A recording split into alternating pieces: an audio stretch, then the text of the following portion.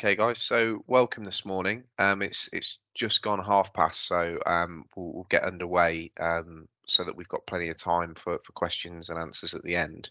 I'm sure there's a few people joining over the course of the next few minutes, but yeah, I'll get stuck into it. So, good morning. Great to see some familiar faces and some new ones as well. So I hope you're all doing well on this very, depending on where you are, autumnal morning. Um, great to have you with us to share a breakfast session on with myself and Ollie on streamlining repairs and maintenance. So, um, if you've been to one of these breakfasts before, you might know that typically me and Ollie will do a duet of sharing all things Microsoft and all things technology and business objective and opportunity. So today really is no different. I myself am a new business consultant at Crimson, working across social housing, home building, and local government. And Ollie is one of our principal consultants who has worked with a number of our housing association clients and knows all the tech stuff. Yeah, looking forward to getting into the demonstration with you today. Again, I know there's some familiar faces on here this morning, so some apologies for those of you that know us. But those of you that are new to Crimson, essentially what we do is leverage Microsoft technology and help organizations realize the opportunities with those. So, um, you know, very much a business objective focused technology partner. As we always say, the technology is the easy bit, working with you to understand the requirement, the objective, and actually how that's implemented and how the people and process side of an implementation and change moved is equally as important, if not more so, than us installing the tech. So um, again, just for those of you that don't know us, across obviously the Microsoft paradigm is huge. We play very much in the business application space and work across Office 365, Microsoft 365, Dynamics, Power Platform, and we help housing associations with customer experience, housing operations, repairs and asset management, and integrating into back office solutions, whether that be your existing housing management solution. In addition to that, we do what I would describe as edge technology as well as the core. So working with capabilities like Power Apps, Power Automate, Power Virtual Agents, and tools like Customer Voice to really deliver differentiating experiences for your colleagues, whether that's tactical mobile apps, or conversely, solutions that are going to make an impact with your customers, whether that be surveying capabilities or omni-channel experiences. So that's a little bit about um, who we are. Great to be working with some of you who are on the call already, and some brands that sort of we work with very closely across the Microsoft stack. Who, again, part of the reason we set up these breakfasts and run them every 8 weeks is to ensure that we're using this as a bit of a forum for our existing customers and potential people who are interested in some of the services Crimson offer, as much as an exercise for you guys to collaborate, share ideas, and interact. So whether you do or don't follow us on the LinkedIn showcase page, please do, and please feel free to reach out to any of the members who are on the call this morning. Perfect.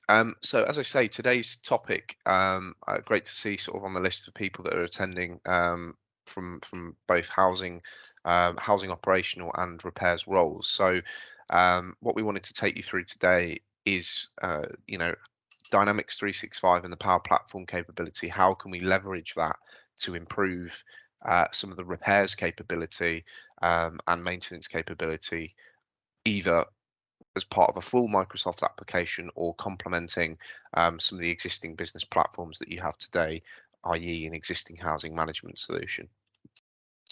I think we're being in housing. I think we're all very aware that certainly from our customers' perspective, if you were to do a word cloud, the biggest words that generally come up most years from their views of what do you need to get right, is absolutely the repairs side interaction and communication and dialogue between customers and the repairs and associated updates, and of course the maintenance and routine maintenance that goes with that.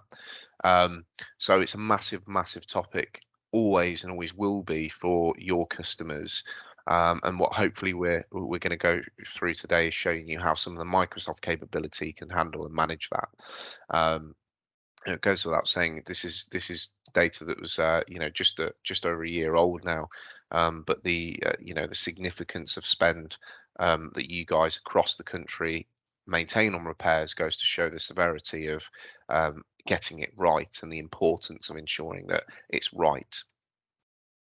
And I think fair to say, whilst repairs isn't the only thing that that creates a great customer experience when you do get it right, it's certainly a huge, huge element and piece of the jigsaw that effectively, changes and can differentiate your experience as or their experience as a customer and the perception of you as a housing association. So obviously, some of the wider customer experience stuff around how the contact center interacts with some of your customers and tenants. But what we want to show through today is, some of the capabilities that Dynamics 365 and the Power Platform can offer in the repair space, but also how some of the edge capabilities such as Canvas apps and the Power Platform can work to also do some really clever things.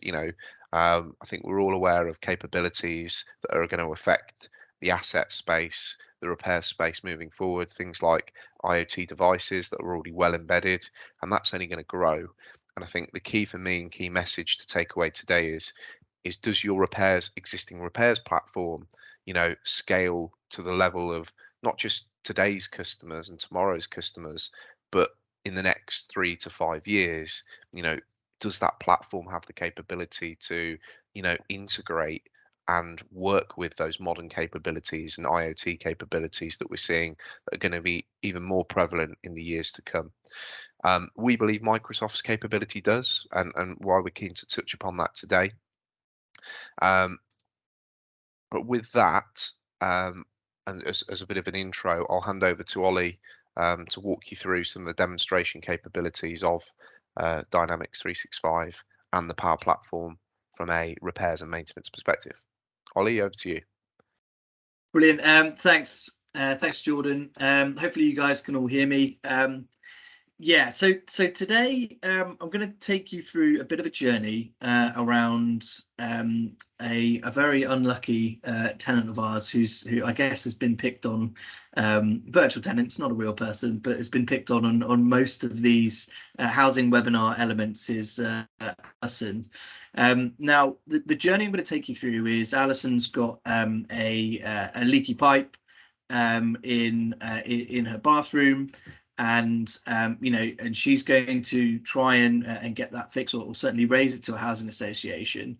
I'm going to take you through sort of the first end of that, the portal side of that, and then take you as a customer service agent and looking at what the information that's captured on the portal, how that's represented in Dynamics 365, and some of the information, what we can do with it.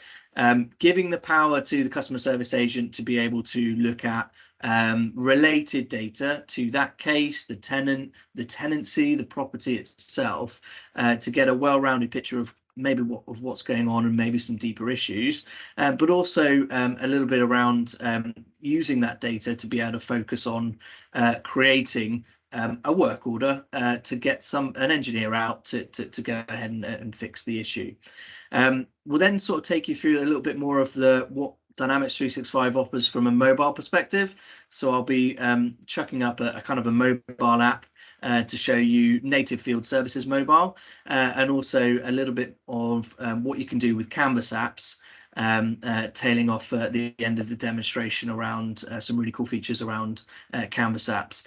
So embedding all of this, hopefully we'll run through so Power Pages, the portal side of Dynamics. We'll run through Dynamics 365 applications. We have an accelerator on top that deals with a very housing association spin on Dynamics 365, but we'll be in the customer service module primarily, and the field service module, looking at how engineers are scheduled, how we can start booking in these engineers, and relating work orders to SOR codes, for example, and things like that. And then tailing off, we're talking about Canvas apps, we're talking about mobile apps, and some AI elements in that as well.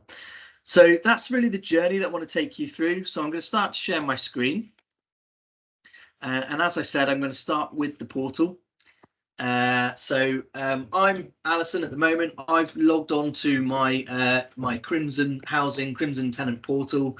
I've got a few things I can do here. I can have a look at some knowledge base articles. I've got a warning here saying that I've got a couple of inspections due this week, which is interesting. But what I'm going to do is I'm going to go ahead and try and create a case for my leaking pipe.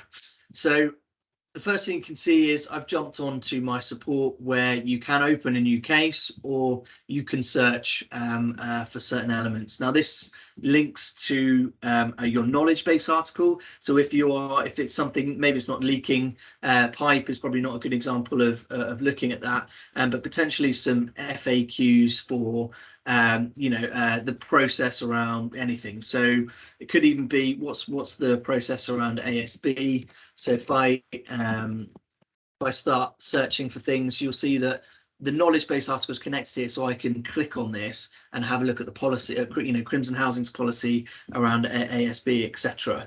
So what I would be doing is opening a new case and having a look at doing entering some details. What this will do is it will load up a new page where you can enter in some information and have a description around what exactly is the issue. We've got some specific case types and some subjects you can choose from. You add in a description, and importantly, you can actually take some photos and attach your files and some photo evidence, etc., to help out. Now, because this is a demo, I've already created a case for Alison. As you can see, there's a leaking pipe already there. So what you can also do, once you've raised that case as a tenant, you can see all of the cases and the status of those cases that you've raised. As you can see, we've picked on Alison quite a bit. She's got a number of cases in progress. But this one is the one I'm going to sort of show you through from the demo. So to show you, you can actually, once you've raised it, you can get back to this as a tenant and have a look at the details that you can see here around this specific issue, and it will take you through, giving you the case number. So if you wanted to ring up, you've got some identifiers there. The subject, the case type have been populated, and you can see from the description that there's a leaking pipe, but also she's added on here, she's hard of hearing, so we need to get whoever it is, the engineer, to be able to knock loudly. Now this is Alison. She's quite diligent in terms of always telling us things like this, but what's useful is let's work out how that's represented within the system, so it's not missed on those situations for the customer service agent and the engineer. So the portal, as a technology, that is Power Apps pages. It's extremely configurable. The look and feel can be edited. These screens can be obviously made a lot more nicer. And this is just a demonstration environment, but you can see the power of having sort of a portal there available for your tenants to be able to access and directly self-serve and start the ball rolling with creating a case, creating an issue. The good thing about this is that the frontline staff, in terms of the customer service agent, doesn't have to collect all of this information. Because we know it's Alison and we know where she lives, we can automatically make those links and add that information in for the contact center agent, just to very quickly have a look at that and see where it is. So in behalf of Alison, that's pretty much the end of the journey for Alison in the portal. She submitted it. She can keep having a look at the statuses. She will get some emails around notifications around what's going on, what's happening, and also anything that's relating to this case will show up here, and I'll come back to that in a little bit later on. So as a contact center agent, I'm monitoring the queue, I'm having a look at certain elements. So I'm going to jump in as a contact center agent now into Dynamics and show you, again, we're in the Crimson Housing Association app, but it could easily be the customer service app that shows exactly the same thing. In here, you can see that I've gone ahead and found the case, and you can see that it's the leaking pipe. And as I said before, it's automatically linked the tenancy, the unit, and the contact details on behalf of Alison. So you can see here that there's a couple of other elements that have gone on. I will talk through the timeline, but this case has a business process bar, just like any of the elements of Dynamics 365. If you guys aren't familiar with Dynamics, at the top is this process bar that allows you to step from one sort of stage where you're collating information, you're doing some research and potentially resolving the case. But as you can see here, as a contact center agent, I know that, well, actually, this is a leaking pipe. I might need to give her a call to find out a little bit more information to work out the urgency of this. It may be that it's a really big leak and we might have to do something pretty urgently. So what I can do, as you can see here, Martin, one of my other contact center agents, has given her a courtesy call to discuss the leak. But obviously, if this hadn't happened before, you can go ahead, create a phone call, and put some information around that phone call. Dynamics 365 is linked to, or can be linked to, your telephony system through omnichannel engagement, or simply through sort of soft phone dialers. So if you have what's known as Cti integration, you can go ahead and pop up a side screen. You can call them using the information from this case, and then the phone call would be automatically linked to this case. So on speaking to Alison, we've realised that it's quite an urgent problem and we do need to get somebody out pretty quick. So what we would be doing is converting to a work order. But before that, I want to find a little bit more information about, about Alison to make sure that we can assign the right engineer. So as you can see, I've got the tenancy record there, and I can navigate through to the tenancy record. It gives me a little bit more information around the location, the property details. But up on here, we can see that what's been highlighted is a couple of alert cards. Where you can see that there is a bit of safeguarding, and obviously the spanner and the screw knows that we've got some outstanding cases relating to this tenancy. So the customer care element, let's have a look at the contact details for Alison. And this will give us a bit of a 360 view of Alison, and showing things like the current satisfaction with us, what she's like on communication and payment history. And you can see that there's alerts up, exactly the same alerts as the tenancy information, but that will relate to the hacked information that we have from her, which is that she has hearing difficulties. So although she's specifically called it out in her case, we already know that she's got hearing difficulties, and we can associate and action the right engineers with the information around, knocking loudly or whatever it may be. This information is available and already recorded on Alison's contact record, so we know that information. We also know a little bit more about her, and as you can see, there are a couple of cases that have happened with Alison previously, and one of them, interestingly, is the temperature has gone over 55 degrees on the boiler, which is unusual for that boiler. 55 degrees, I'm not sure if it's unusual, but it is in our demo example. That's interesting. Does it relate to the leak? No, but is it something important that maybe the engineers would want to know about? Yes. So if we dig down into that and have a look, okay, so what's going on with that case, and how has that been raised?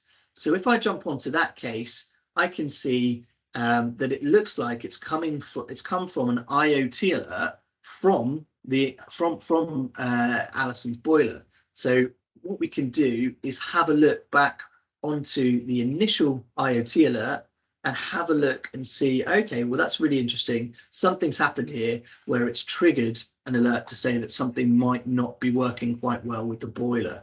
Now that's really interesting. And I think maybe I'd need to save time and effort, if an engineer is going out and it's going to be a plumber looking at a leaking tap, maybe they can do a quick assessment on the boiler as well. So what I can try and do is combine the two actions together for one work order, and to see if there's anything that we can do, fix it first time, and maybe it might be related to that. So that's really interesting. Behind the scenes, where has this come from? So Alison has one of our new smart boilers installed in her property, and that has IoT capabilities, which we are actually tracking through what's known as the Azure Iot Hub. And if I just show you what that looks like, the raw details, if an engineer or if the customer service agent would want to have a look, you can see and you can navigate to certain devices that are being tracked, and you can actually see the temperature, the pressure, and the power over time. So you can actually have a see areas, and you can see sometimes these are spiking quite a lot, which is obviously causing the IoT alert to be triggered, and that information is automatically sent with it into Dynamics. Dynamics understands that as an alert and has created a case, and you know, when the engineers are monitoring their queue, these cases are going to be tackled by specific people. This is, you know, it's just a temperature alert, so it's not a huge thing, like it's not a huge error or something's immediately broken, but it's something that I think, you know, that it's useful that we need to have a look at. So that's interesting. So because we know that, I'm going to go back to the case. And as I said, I would be usually converting this to a work order at the top here. And what that allows us to do is move away from the case management side, so the customer service management side, into the field services side, where we're creating services and tasks for our repairs guys to actually do. Again, bit of a Blue Peter moment. I've already created a work order for this leaking pipe case, so I can jump on to work orders now and see this work order. So what you'll be able to see, excuse me, what you'll be able to see is that some stuff has come across. So the billing account has come across, so it's Alison's, and you can see that there's a couple of things. Oh, there was a bathroom refit. That was probably our bathroom refit that installed the new boiler. So actually, that's interesting that it's not been that long, and it might have caused, you know, the refit might have caused something that's going on in terms of that leaky pipes. What you can see here is that it's pending at the moment, and it's a work order type of maintenance, and you can see that it's been scheduled as a bathroom refit. But if you look at the services, you'll see that what we've got in here is linked to the SOR code that relates to repairing a leak to the pipe. So you can see that the PLU 045 is the SOR code, and we can actually have a look at this service that we're trying to associate to the work order. So it's got some information around this element, and the description is repair to a pipe upstairs, and then the internal description is repair fault sink, leaving good working order, free flowing, blah, blah, blah. So all of that stuff has come from the SOR code. We can see that the service relates to that element, and we've got the estimated information around here. So once this has been completed, you'll actually see the duration or the actual cost of this. But the £36.12 comes from that SOR costing, and we've got an estimate of an hour duration to get that fixed.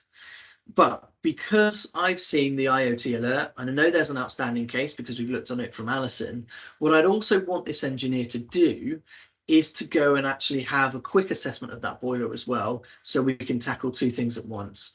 So although this is repairing a leak, I also want to do a assessment. So the plumbing repair has come from the SOR code, but I've also added on here a new service task called assessment. and I've commented saying, look, just have a look at the boiler. There's some funny readings in the IoT device. Just have a look and see, if you can see anything, have an assessment and work out if there's anything that we need to fix. If you fix it on site, brilliant. You create a new work order, associate the SOR code and crack on. If it's something that you can't do personally, then okay, well we can understand that, create a work order and get that assigned to the proper engineer to come ahead and fix that boiler. So that's just an example of if you've got all of the right information at your fingertips as a contact center agent, as a repair person, that you will be able to go ahead and allocate the right elements. We've got the work order set up now. What we need to do now is actually book an engineer in. Now, there are a number of ways Dynamics 365 and field services do this.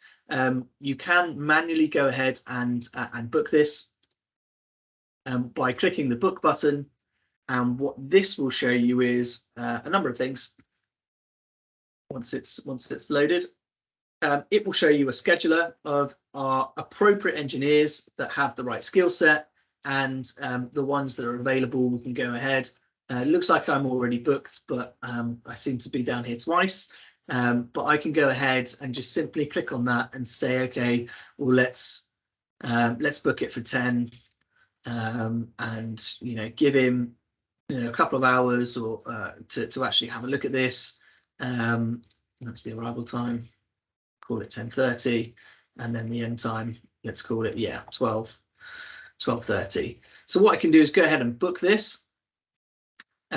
This would be sort of the manual way of booking it, very similar to what I guess you would see in other areas. What we also have is the ability to create resource requests, and those resource requests can be filled by what's known as the resource scheduling optimizer, which is again another add-on from Dynamics 365 Field Services, which allows you to automatically schedule the right engineers with the right skill sets, possibly based on the SOR codes that they're able to do, or the category and topic that's been specified in the work order, to then go and schedule that in. The resource scheduling optimizer will also work out the travel times needed and find the right slot for your engineers. So again, the scheduler and Dynamics 365 really powerful when selecting and choosing the right engineers to actually go ahead and do that. What I can show you now is probably more around the field service engineer's view of the world, and loading up a couple of applications to sort of finish off the demonstration on this one. So where we are, we've done the work order, we've got it scheduled, we've booked it with an engineer, all of the information is ready to go. So I would then, an alert would come to me as an engineer, and I would then go ahead and jump on my phone. And if I just, so we've got a couple of things to show you. As an engineer, you do have out-of-the-box field service application on your phone, which is a mobile application of Dynamics 365 and the field services. So if I jump on that first, it's going to load up field services bookings for me. And as you can see, I've got a couple of bookings because I clicked twice when I was in the demo, but you can see that I've got a booking in 2 hours. Ignore that one. I've got a booking in 2 hours where I need to go to Allison. It's 20 Dove Way, and I can go ahead and have a look at that.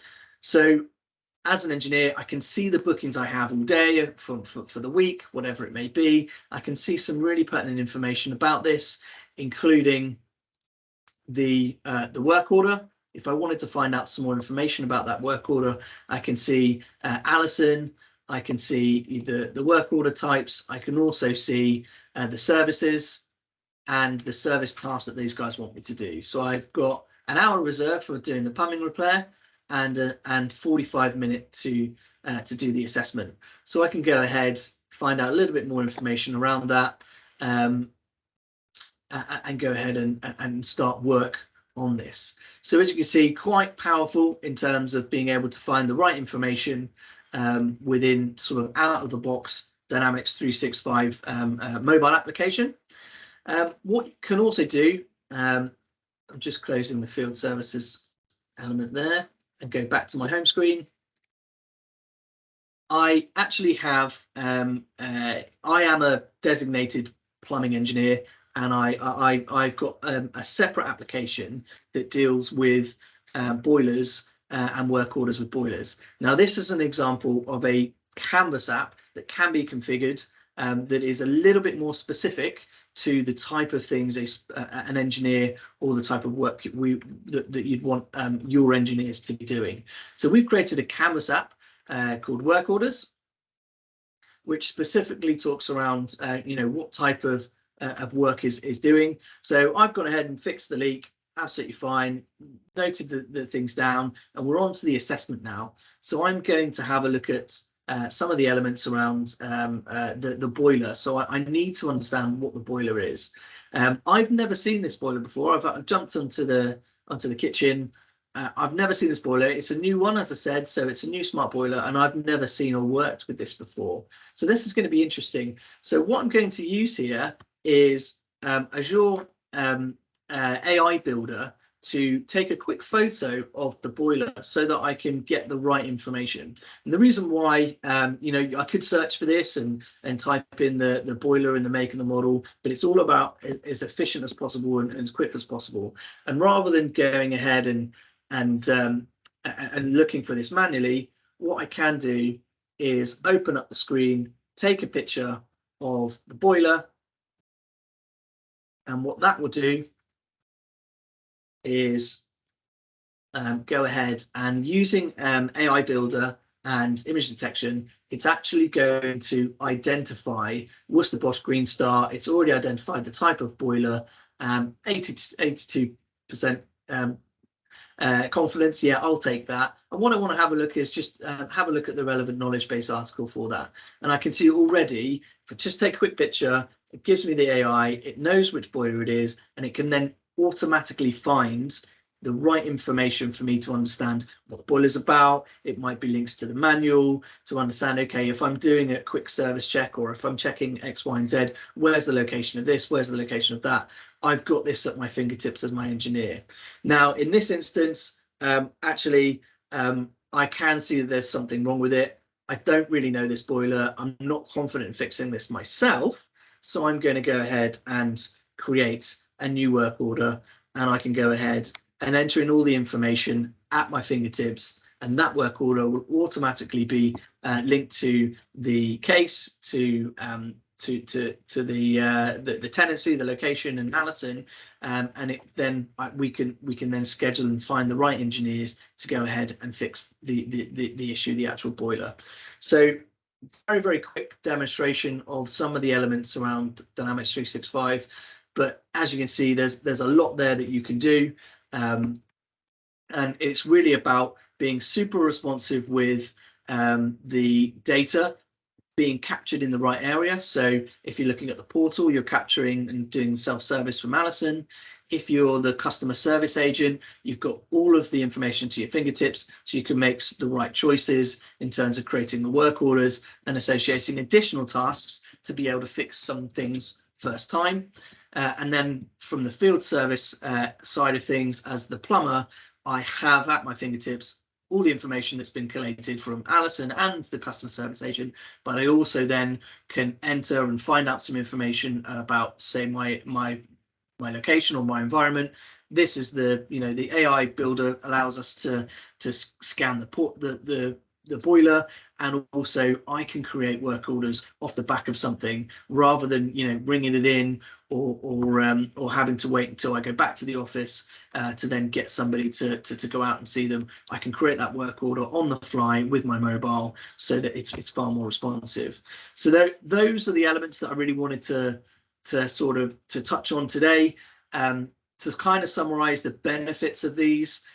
If you're building sort of trust and loyalty and delivering that empathetic, connected experience, you can really highlight and keep that, as Alison's seen, she's got a really good experience with us, even though she's got a whole load of issues, bless her.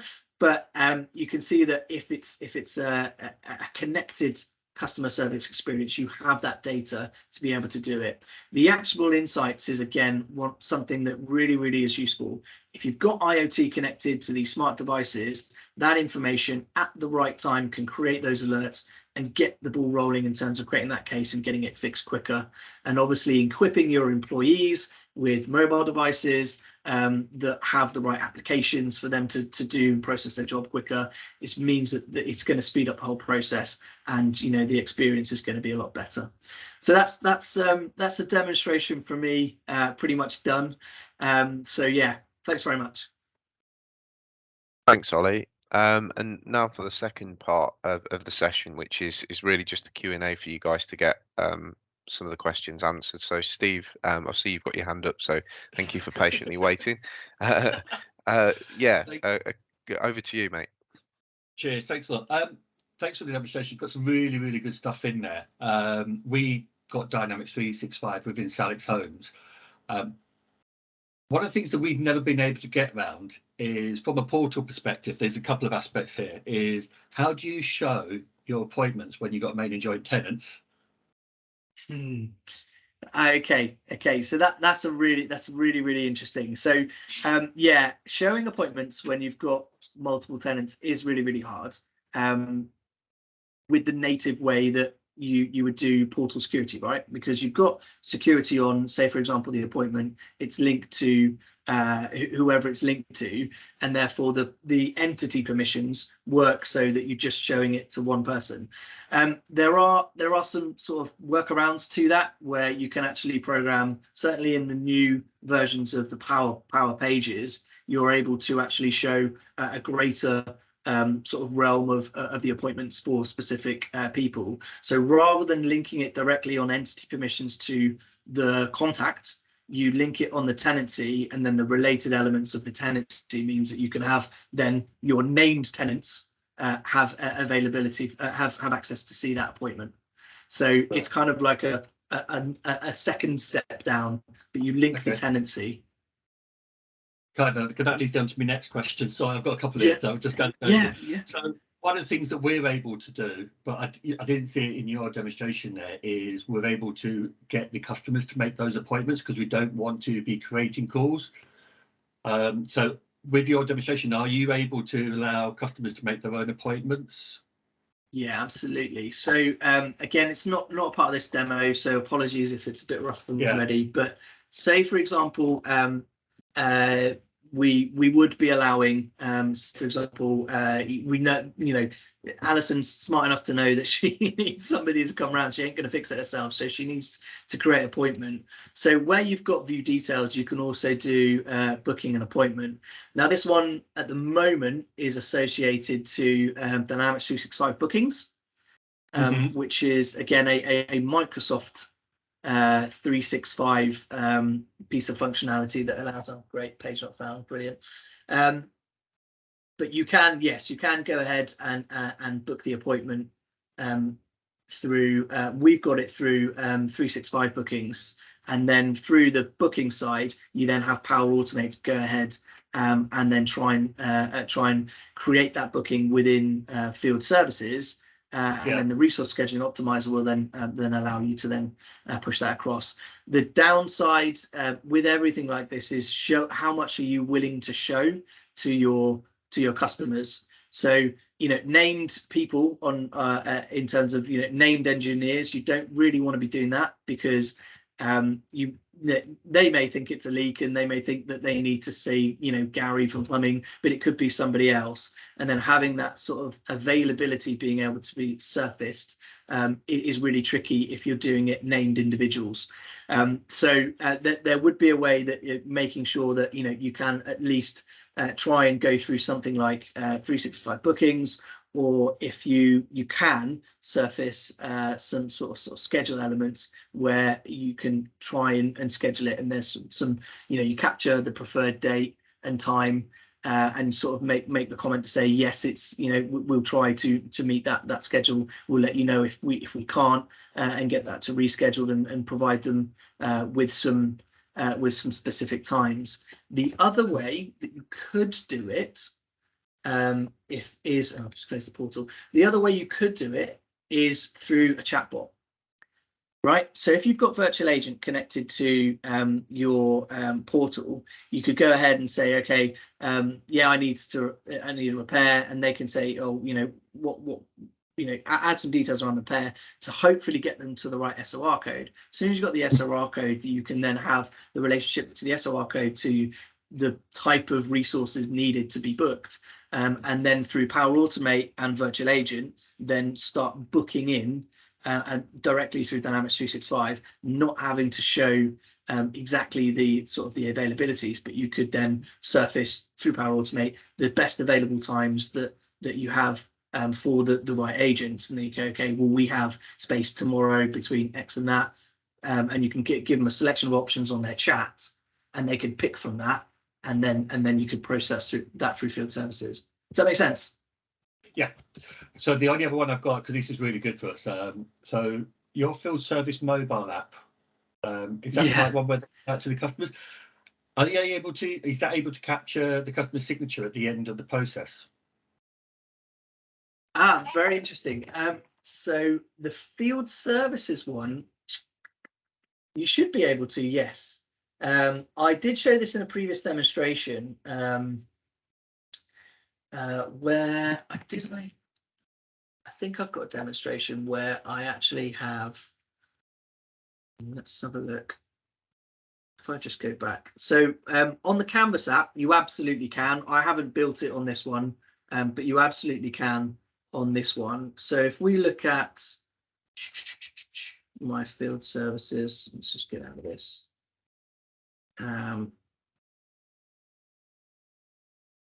I will show you, it's not specifically a booking, but what I will show you, if I can, it's not going to let me. What I would be able to do, if I go to, let's have a look. I'll go for my sales app. No, it might do it. You can. I've shown it in a previous demo, but not on field. I haven't set that up in field services. Yeah, so what you can, yeah. So what you can do is that there's a control that you specify on the form that allows you to capture signature information. What I've done previously, and I'll have to dig out the video and send it to you, Steve, is where we're doing inspections. We would do an inspection, say it's a move-in inspection, and they would say, yes, well, I've done this, yes, I've done that, I've shown you this, I've shown you that. The final elements would be taking some meter readings and then getting a customer signature and then saving that. You can then, and that's actually saved to Dynamics. So I know it's possible, I just can't bloody fire the demo, but yes, you can. That's fine, that's fine. I appreciate that. As I said, it's the first time I've ever been on one of these, so apologies for having to repeat yourself on previous one. Yeah, no problem. Yeah, no, that's absolutely fine. But yeah, it's a really powerful feature. I think it's probably the UX experience on a tablet is 10 times better, because you just, you know, sausage fingers on phones, it's not going to work. But on the tablet, it's really useful and quite powerful. But if you have certain things like inspections, and you have the time and the expertise, doing that in a dedicated Canvas app where you have a little bit more control of the screen, a little more control of the UI, it looks 10 times better, and you can really make the right space to get that signature saved, and away you go. Brilliant, thank you. Yeah, no problem. Thanks, Steve. Any other questions from the audience for Ollie at all, just in regards to the sort of demonstration capability? Be great to hear from you. And in the interim, Steve, if you don't mind, just because you've sort of been asking a few questions, if you don't mind me picking on you, how real or how sort of active is IoT in some of the repairs world that you guys are doing at the moment? Have you guys sort of seen an increase in some of the devices, certainly in the new builds and sort of or existing stock that you've got, and how big is that sort of challenge becoming for you at this stage? I'll be honest, it's not, because I had to Google what it was. Oh, right, okay. So I think there's a, you know, certainly with Salic's side of things, we are going through that bit of transition at the moment. Any new builds that have been built recently are still under defects, and we've not been made aware of anything like that coming through. There is going to be that ongoing carbon reduction thing that we've got to go through, and it's like, how do we by fund 2030? it? How do we deliver it? What are we going to do? Because we've got 8,500 properties that we're going to have to retrospectively go and back. So at the moment, I don't think we've got the answer. That's why, as I said, it's quite interesting. Some of the stuff that you had on there is really good to see, that you can get those alerts coming through. We can probably jump on them. So that's certainly something we can keep in our memory bank for the appropriate time. Yeah, no, perfect. Yeah, like I say, I think certainly some of the other housing associations I've spoke to is you've got kind of two cases. You've got certainly new homes as part of developments that are either been taken on from home builders or stock that's being developed yourself. New builds are including those IoT devices. And therefore, tapping into some of those as part of proof of concepts, and the growing house count has been the main focus. But over time, like you say, certainly with sort of the net zero challenge, to help drive and prove execution of improving, green and efficiency. I see it being a big part of that world, because existing stock, obviously you've got your ratings, but being able to sort of have where there might be a new boiler that's fitted as part of maintenance, or even things like thermostats that are updated. It gives you the ability to actually get insights to the data, and you sort of prove the difference that you're making, if that makes sense, as well as all sorts of use cases that we've seen it do in terms of, it seems odd that I don't know, at one of these vulnerable residents the temperature seems quite low, and is that because the individual doesn't know how to work the boiler, or being able to spot safety issues before they occur. But no, appreciate that, and appreciate the honesty. Okay, cool. I don't think there's any more questions at this stage from any of the audience. As always, if you've got colleagues that you think would benefit from seeing this, we'll over the next 24 hours produce the YouTube recording of this.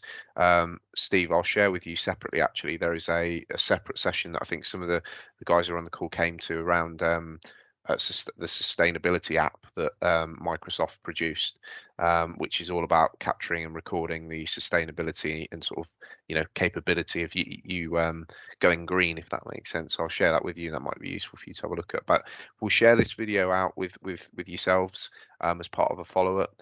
The next, the final thing, just to sort of leave you on, if I may.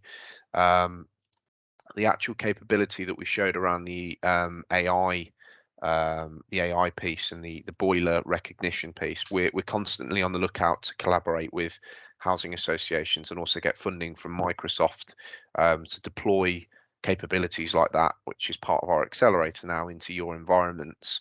So Microsoft are always keen to fund things like us working with you for a few days to actually drop that into your Microsoft estate, even if it's an isolated proof of concept that shows the business capabilities of things that you'd like to do. We've done that in a few instances on things like customer voice, Power Apps, and that's no different in this scenario. So a couple of next actions from us would be, if you want us to go into sort of a deeper dive of some of the general Microsoft capabilities for housing, or specifically deeper with repairs, we'd be more than happy to sort of book a workshop with you. And secondly, if you want to go a step further than that, we're able to, in I suppose, a couple of days, deploy things like that IoT boiler recognition capability, Power App capability, as a prototype for you guys to actually have a play within your own environments. So if you want to get in touch or ask about that, really appreciate you filling out the survey and letting us know, or dropping us a line after. And as always, the announcements of the future breakfast events, which for those of you that have been before, run every 8 weeks, can be seen on our LinkedIn page. So yeah, be great if you guys could just give us some feedback, see what you thought about today. We'll share the recording out, and if there's no more questions from anyone else, I'll leave you on that point, and look forward to seeing you all hopefully in 8 weeks' time for our next session. But thank you everyone for your time this morning. Yeah, thanks a lot.